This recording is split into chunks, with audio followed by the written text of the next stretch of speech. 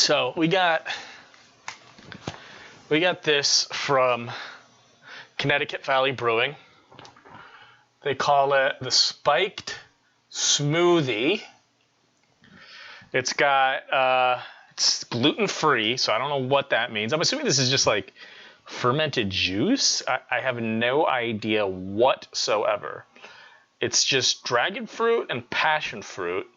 It's called Spiked Smoothie. It's 5% alcohol. I have no idea what to expect of this, and I'm quite nervous. Let's see here. Okay. It looks clear, so it might just be a seltzer. Let's see. Yeah, it's just a seltzer. But it's not really clear. It's definitely got that dragon fruit color. Let's see. Yeah, it's not clear. I think this is just seltzer, which is honestly a relief. I was really worried this was going to be a frickin' smoothie. Oh, but it smells super fresh.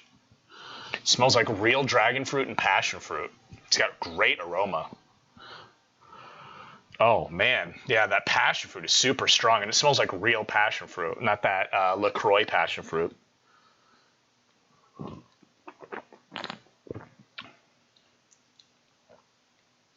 Okay, that's actually pretty good. Yeah, you definitely get the dragon fruit. You definitely get the passion fruit. It's disappointing that it's a seltzer because, you know, seltzers are basically just water. I mean, don't get me wrong. I drink seltzers. I drink non-alcoholic seltzers all the time. I love them. Like, I'm just not into this whole fad thing. I don't know. Maybe it's just me. It is hazy, which is a little odd, but I mean, I guess that's probably the pectin from the real fruit. So, I mean, whatever. It's really overwhelming. Like that aroma of fresh fruit. It's got the aroma of like fresh picked raspberries. You know, it's kind of like when you smell a fresh picked raspberry, it's kind of got like a green aroma to it.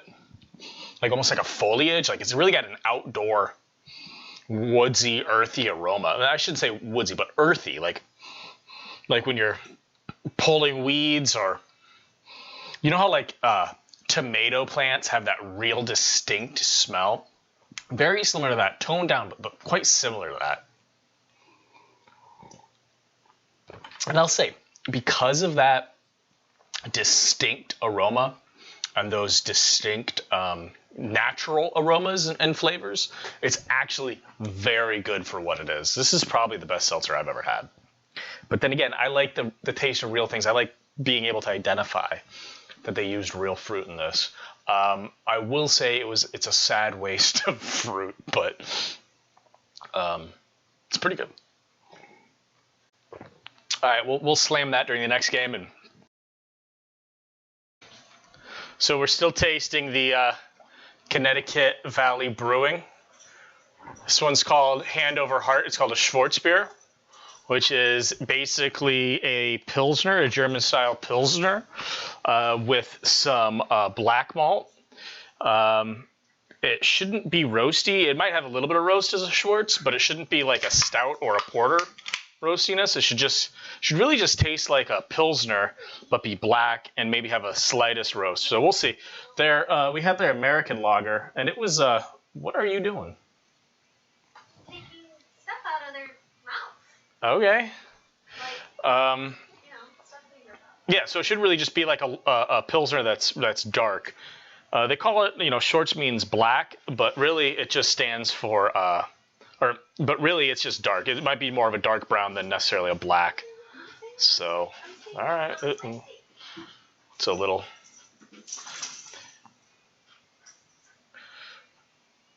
Looks about right. Like I said, it's a little bit darker than, you know, Schwarzbier needs to be, but it's pretty good. Let's see. It's got a lot of roasty aroma, which already tells me that it's probably a little bit far out of style. It's probably just, this is probably going to taste like a really light porter or a maybe a stout. We'll see.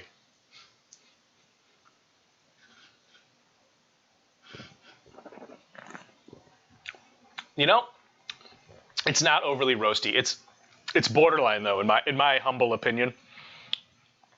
But it's really dark. Schwarzbiers don't need to be that dark. They can literally just be dark brown.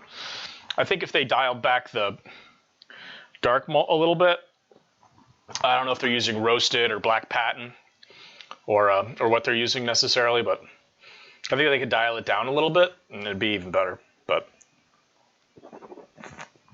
very nice and clean. You get a nice little cold brew coffee on the aroma in the nose and on the palate.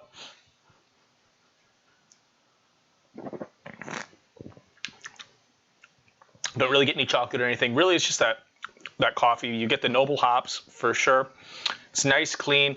The flavors dissipate really quickly. It's not overly astringent or cloying. It's nice and well brewed. Overall, it's a good beer. Again, not sure if it is the best Schwarzbier, but super easy drinking. Awesome.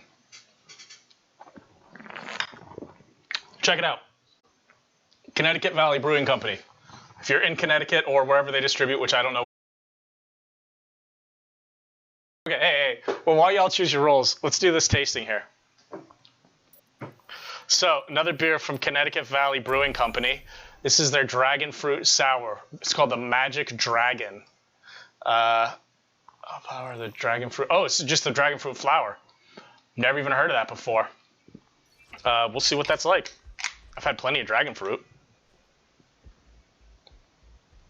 Ooh, yeah, you can see they're using real dragon fruit in this. Look at that color. Look at that bad guy. Nice and bright pink. So that's, well, they said they're using the flowers. So that makes sense why it's even pink. But there is the difference between a white dragon fruit and a pink dragon fruit.